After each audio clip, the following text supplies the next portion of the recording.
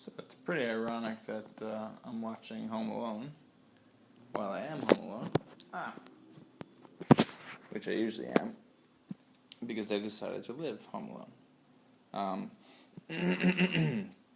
One of the major fears with a lot of disabled people that I've, being one and talking to a lot of them, is the fear of being alone. But not just being alone, it's more of how do we live, how do we survive, how do we eat, drink, go to the bathroom, shower.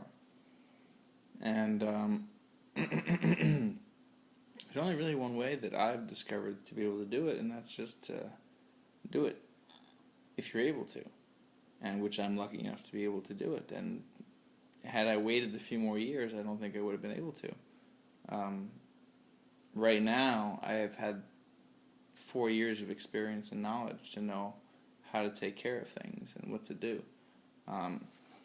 Like you can see here, I got my water set up.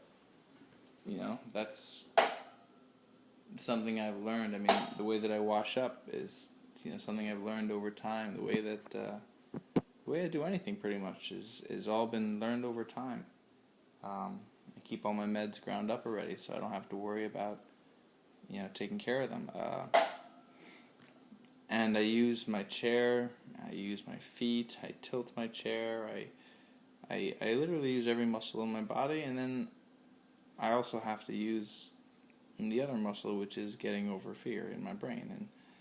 And I had that first experience when I first got to LA and I first locked the door of my apartment. And it was such a great feeling. I wrote my name on the paper and I had my lease and it was just me. And it felt great. And then I locked the door and I said, oh crap, I gotta go to the bathroom.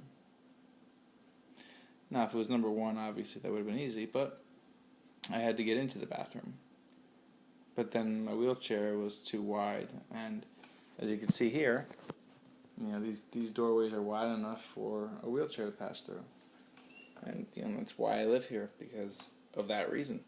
And in my first apartment, couldn't fit. And I was smacked in the face with, all right, Mike, you wanted to live alone, and here's the challenge. And what are you going to do about it?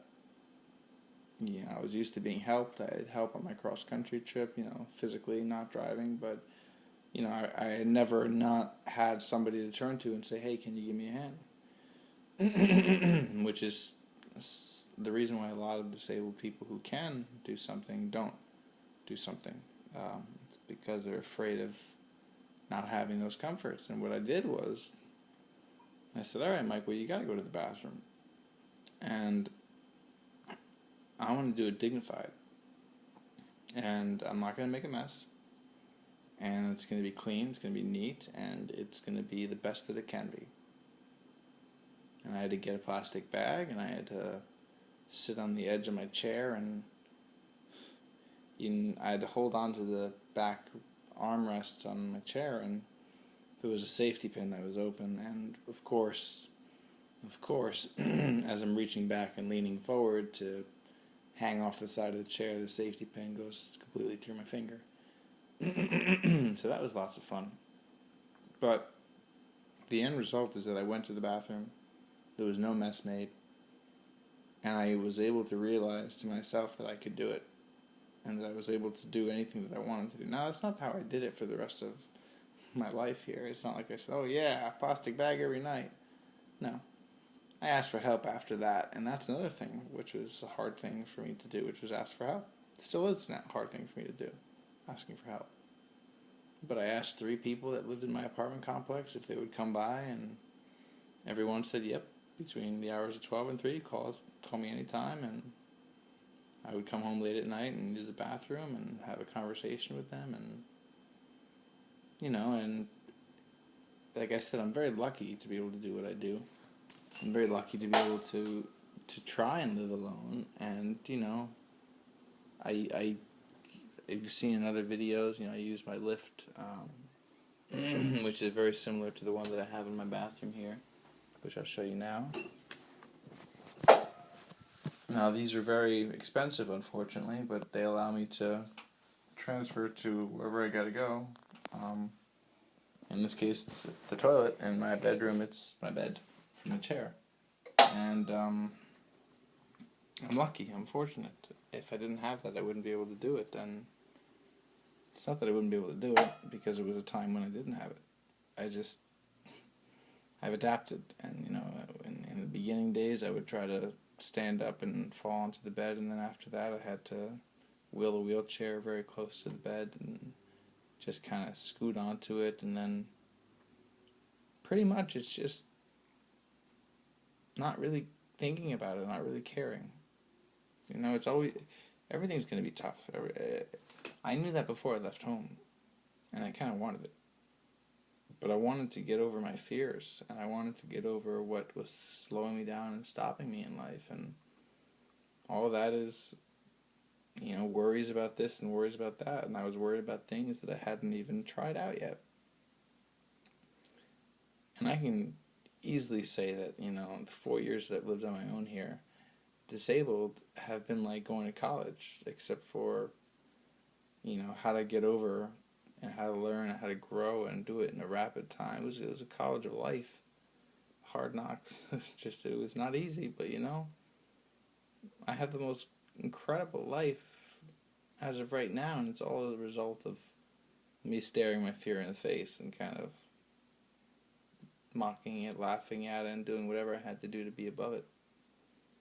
I even had a roommate that left me hanging on the toilet, and he passed out on me, blacked out, after he told me he wasn't drunk.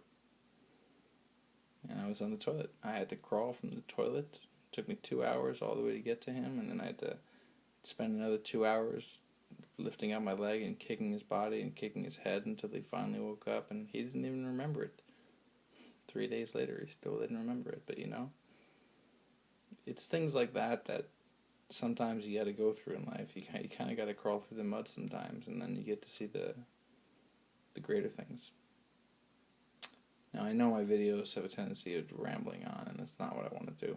I just like to tell a story, and it's a story that's true. And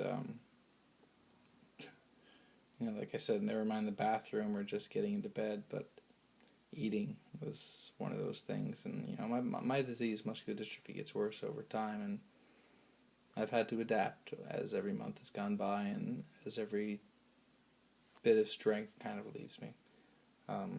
I used to be able to do a lot more, change my shirt, change my this, change my that. Now I need a little bit more help, but I'm